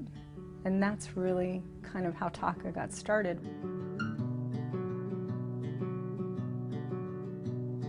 They brought you in, and there was a yellow folder on the table. And you knew, oh, that yellow folder. You knew he had autism then. I didn't know if Matt would ever interact with kids at all. He was tantruming probably 24/7 from 18 months till after 3. No hablaba muchas palabras juntas en oración.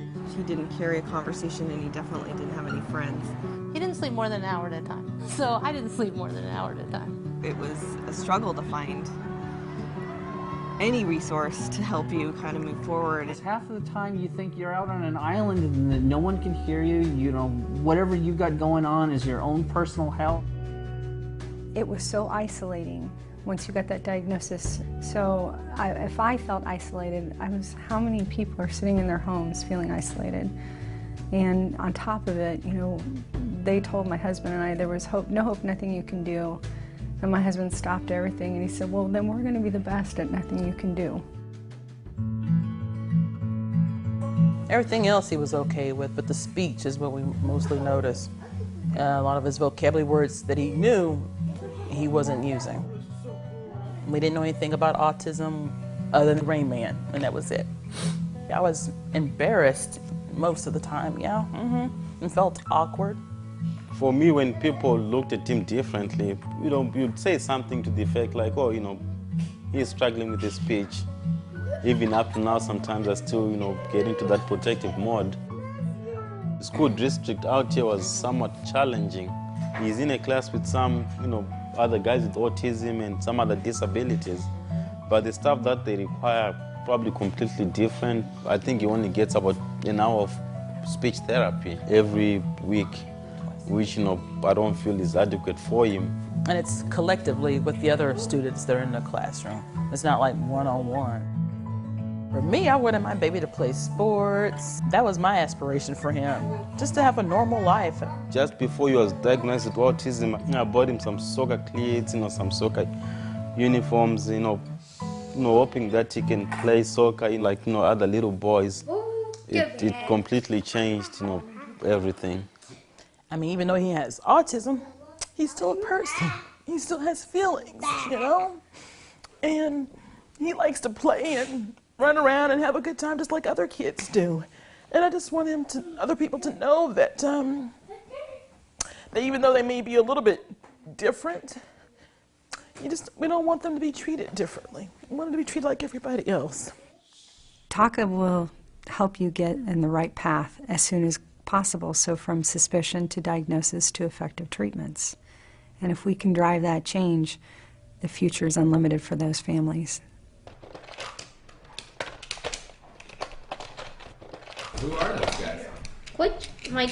These are my friends. Can you take a picture of them? I'd say by 18 months he was completely gone. You could walk in the room, I mean, the house could be demolished. In fact, I think we got our kitchen remodeled at that time, and I don't think he even noticed. He was in his complete own world. You know, I think a big battle sometimes in the beginning is just having your family accept the fact that he has autism and he's not. He's not. Thanks, Joe.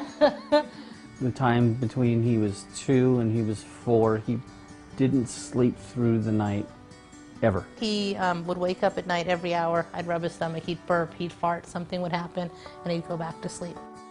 There are some very important diet changes because if a child has food allergies, for example, and the food allergies upset the intestinal health, that in turn affects your neurological functioning. The first thing we did is we took away milk, and he started sleeping. Then we took away the bread, and he started to actually wake up. He started to come out of it. Come out of the fog. He couldn't even learn until we got him where he could sleep and he could focus a little bit and he wasn't in pain. And then all the traditional therapies could help. It's been tough trying to get the services that he needs. He does 5th grade work like the rest of the kids in the 5th grade classroom. They want to put him in a special day class. They basically want to shuffle him off to nowhere land and have him do nothing. They don't want to acknowledge that he can learn. He can learn very, very well. He does math that I have a hard time with sometimes. And he's a bright kid. He just needs a little help, and that's it. We are still a round hole, and so many of the kids are square pegs. The school he's at now, Orangethorpe, he was fully included in the kindergarten. Since then, he's just made incredible progress. I think he can go to college and graduate college and just have a happy life. Notre Dame. Brian wants him to go to Notre Dame. I want him to go to Notre Dame. He's had a lot of therapy. He still has a lot of therapy. He works really, really hard. And now he's typical 5th grade. No work is modified. He's just doing great. He can hold a conversation. He has friends. He Does 2 hours of homework every night. without too much complaining. And that's what the blessing of autism is, I gotta say. You don't take things for granted. I remember when he was 4 and he said to me, we were laying in my bed and he looked at me and said, "My name is Joey Barbosa." And that was the first time he'd ever said his name. And what parent remembers that? Most parents don't remember that, and I can remember like it was yesterday. You treasure every moment, every milestone. You know, even if it comes 3 years later. Regardless of the age of the child, they all can be learners. They all can make changes, and no one should ever give up on them just because they're 12 or just because they're 15. How old are you? I am 15 years old. I am 15 years old. You are? Wow.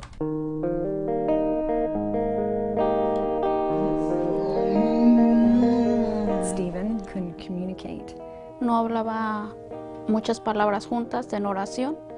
Desde que comenzó este estudio con el iPad, miro a Steven un poquito más calmado, un poco más comunicativo con nosotros y con sus hermanas ahí en la casa.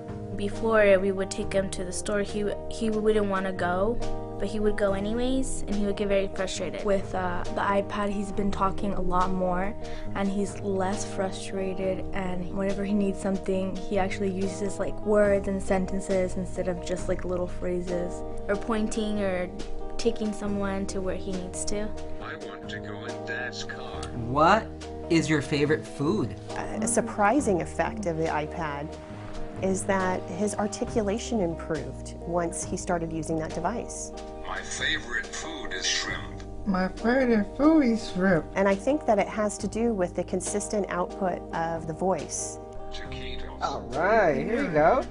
Steven's acquisition rates, his learning rates, have increased at a clinically significant level. Yo pienso que él sabe entender. Podríamos lograr muchas metas. I think that the addition of the iPad for his parents has allowed them to see how he can really learn, how much is really inside of his head. Steven, how do you feel? This is their first time really getting a visual. He can even expand that more, and that must be so gratifying for them. You can see how proud they are. I feel happy. I feel happy. Good boy. Thank you, Steven. Autism is definitely treatable. There are many behavioral, educational, and medical therapies available to families. There are steps that you can take that will drive positive change. And families know that with the right help and the right tools, their kid can be whatever they were dreaming about when they were pregnant. And for me, I know when I see a kid with autism, I see a kid that has a future. Kids with autism can absolutely get better. It takes years and years of treatment, but with effort and enough resources, enough commitment, and enough time spent with these children, children do improve and children do recover.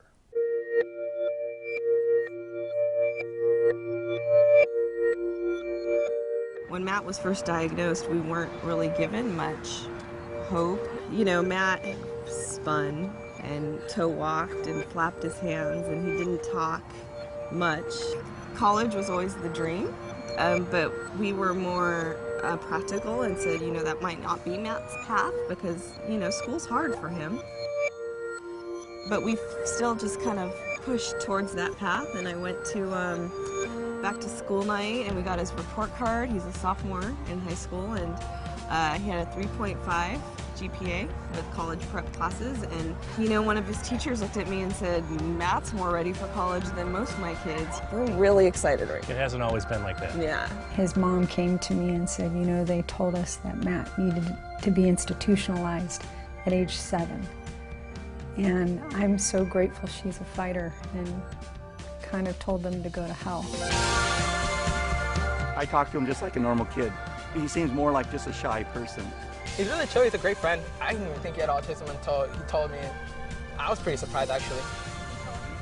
Yeah, he told me he's completely comfortable with it. You don't outgrow autism. You work really, really hard to recover from autism. There's hope. I mean, come talk to my kid. Hi, my name is Matt. I go to Catella High School, just like what my shirt says. Yeah, and how old are you, Matt? I'm 17. I know I'm gonna go to college someday, I just don't know where yet. I like to run, I like to listen to music, I also like to watch a lot of sports. What's your favorite thing about running? You kind of have to be tough in that sport. I like to show toughness. Does autism bug you anymore? Nah. I don't really deal with it.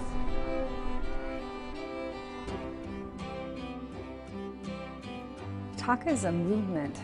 It's a movement in a community that just didn't exist when my son was diagnosed. It's essential that groups like this are out there for families. Y me siento muy agradecido. The reality is that there's thousands of parents that are in the exact same boat as you, and you really feel more like a community and a family. You know, people that you wish to anything that you would never have any interaction with in your entire life turned out to be some of the best friends you've ever made. I will, till the day I die, talk about TACA, fundraise for TACA, volunteer for TACA, because I truly believe the resources that I was able to find changed the course of Matthew's life. We need to have this new view of what autism really is. We learn more and more about autism every day. Autism is tough, but it's not the end of the world. We have the ability to reach these kids, so we should. Celebrate your kid, but work like crazy and don't give up. Not to feel embarrassed. You know that if other people have done it, you can do it too. It's a marathon, not a sprint. You dig in, you fight, and you don't quit until it's all said and done. It is possible. Give it time. It does get better. If you learn nothing but patience, that's the one thing that's going to get you through. If you can invest in them early, the cost will be well worth it. It's so much easier now to get the help that you need. Seeing a family hear for the first time their child say, "I love you, Mom." Oh my God. And for you, when you're thinking about this and you're at your lowest place, you know you have to have hope. TACA can help you get there. You can drive change, your kid can get better, and it doesn't matter when you start now.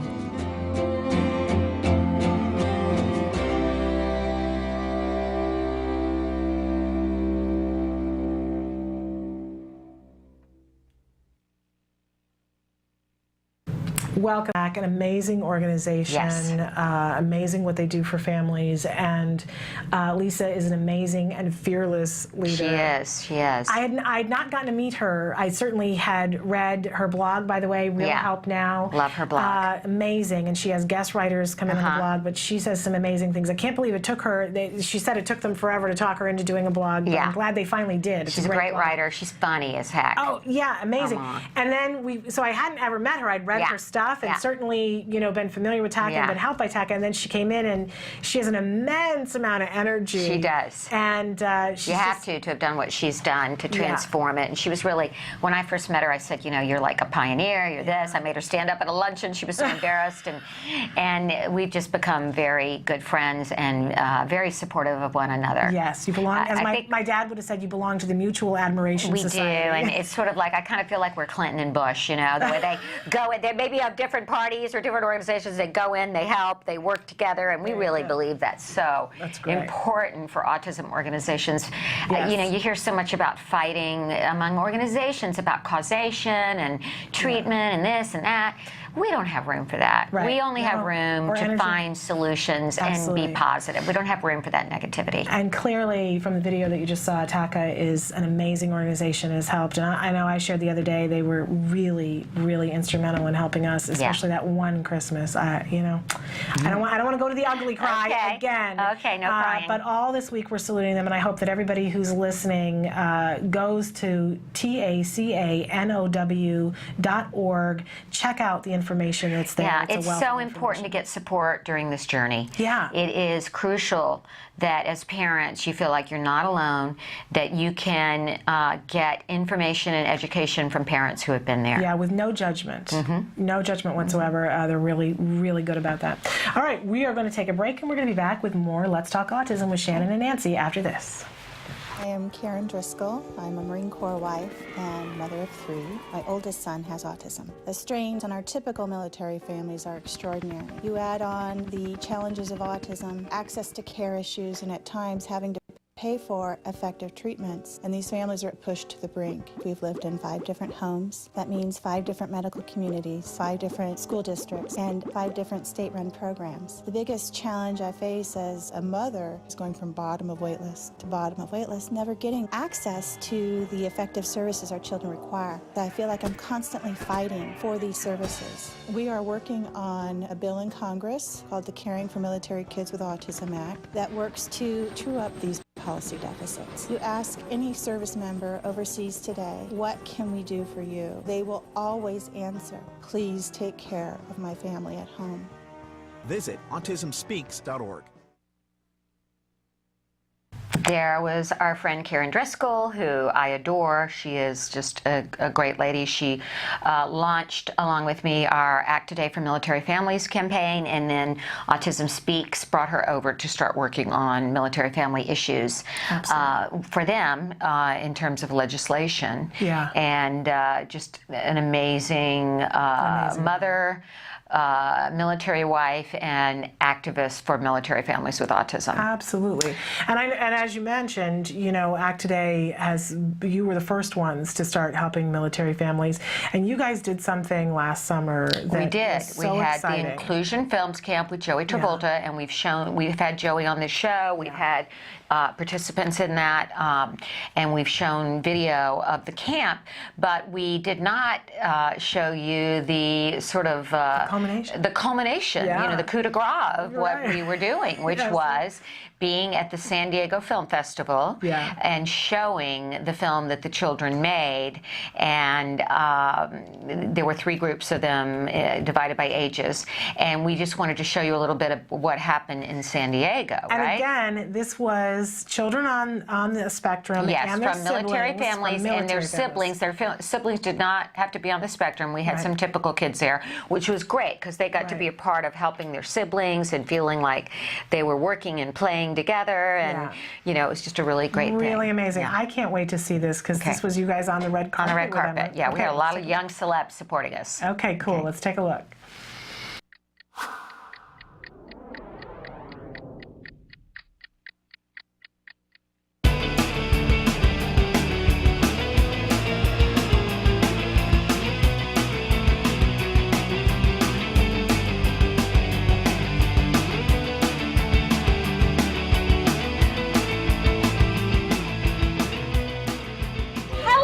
What this meant for your family. It's hard to put into words, to be honest with you. It's just been a godsend. I don't even know how to describe it. It's been amazing. Attending the camp was something that my children never ever would have been able to do previously. It brought a level of confidence I've seen in their schoolwork, but I've seen in them socially, but I'd never seen before. This premiere ties 3 things that are near and dear to me in my life.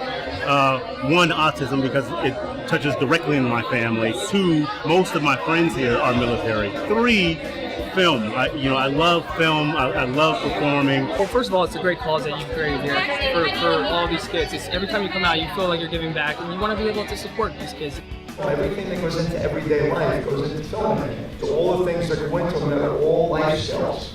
So I just think any program like this, any arts program, anything that can let these kids communicate, it's just important, and I'm going to keep doing it as long as I can. The children in the military have special challenges. Every couple of years, their parents have to start over getting their programs back, and that is something that is daunting. Luckily, we have wonderful advocates working all the time in ACT today, and I'm seeing differences, like more military members being really cognizant of the needs of special needs families. And I just want to thank you for your service. Thank you for all your hard work. Thank you for being such an amazing mom and all the work you do. And I want you to have a wonderful time tonight. Tonight's for you. Thank you.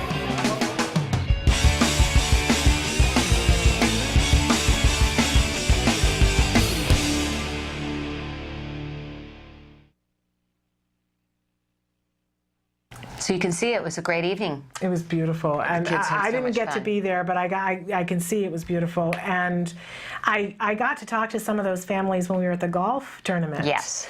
The Strayhorns and one of the other families, and they talked about really how truly life-changing this was for their kids and for their family. It was. Just an amazing thing. Yeah. And I have to say, I applaud you for the things that you do and for the things that you notice. You're very good at noticing, Nancy, where there's a need and saying, okay, here's what we're going to plug into it. And I know you guys were able to raise record amounts of money at Denim and Diamonds, but it's never enough. It's never enough. And when I think you said somebody wrote in and said, yes, if you raise this much money, why couldn't you provide that many iPads? Because you have an initiative right now for iPads. We do. Right? We do. We have assisted technology as one of our programs.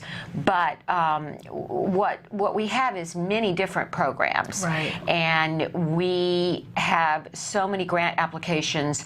There's some that are for literally life-saving fencing for children that elope, for example. Very important. So we may provide that. ABA therapy or a skills program, or medical testing, or something like a child that's not eating, that is only eating through a feeding tube, food therapy, working with them that way. So there's tuition, advocacy. Right. There's so many areas we fund.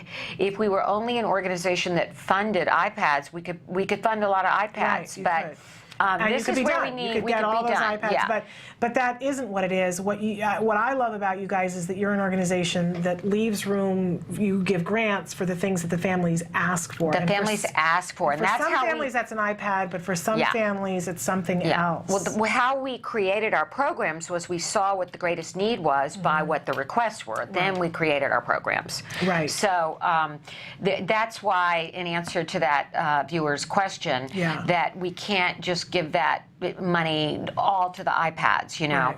And that's why we need corporate support and corporate sponsors, like this film program. Cox Communications, very important. They were a part of it. They funded a large part of the program.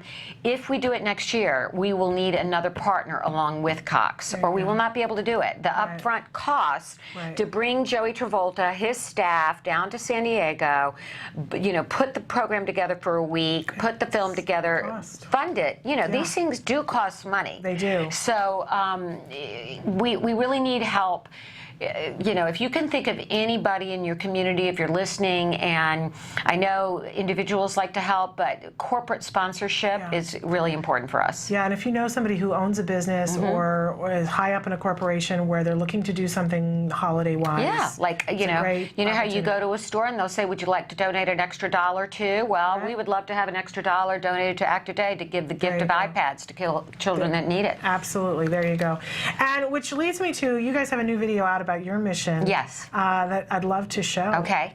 So Emily, can you roll that for us? This is ACT Today, Autism Care and Treatment Today, and their mission. Take a look.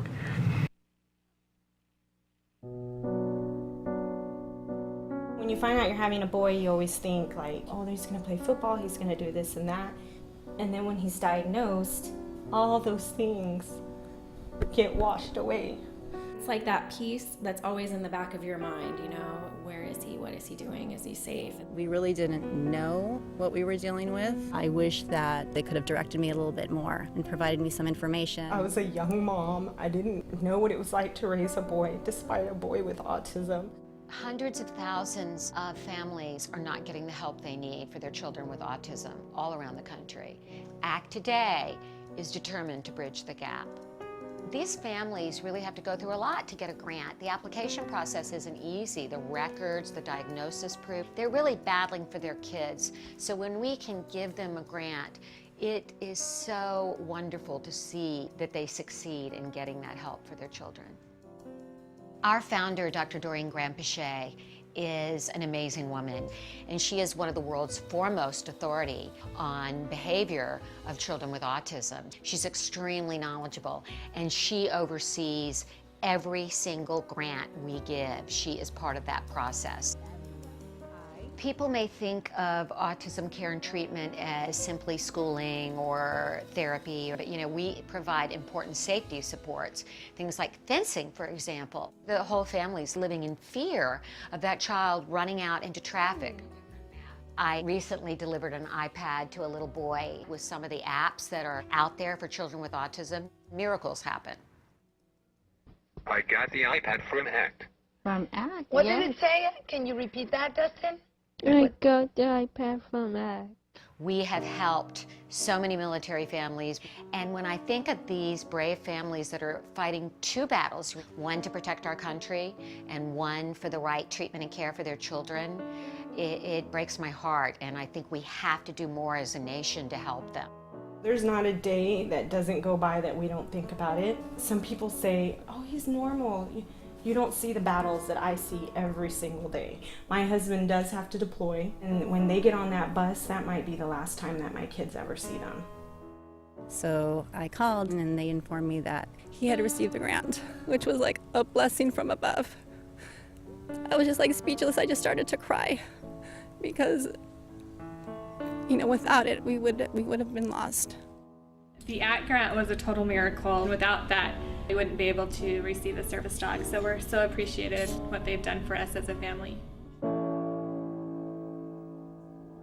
Recently, ACT Today funded a program for military children with autism in San Diego, the Inclusion Films program, which is run by Joey Travolta and teaches kids on the autism spectrum literal filmmaking skills. They learn how to make a movie. Are we ready? There you go, got it. Okay. Everything that goes into the process of making a film goes into everyday life. So they're learning life skills, they're learning to collaborate. It was really nice to know how much they were enjoying this camp, and they're with people who are supporting them and are making them feel great about themselves and their differences and their similarities. And I get two kids that are working together and apart and together and apart, so it's an interrelationship as well as a camp and a learning experience. It's so fulfilling when I get letters. One stands out for me, a boy who was 14 with Asperger's, and we gave him a grant to go to a drama camp. He wrote to us and said, "Dear ACT Today, thank you for letting me belong for the first time in my life." These kids are remarkable. We underestimate them. They're so knowledgeable, they're so capable, and we can change the life of a family, which means changing the life of a community.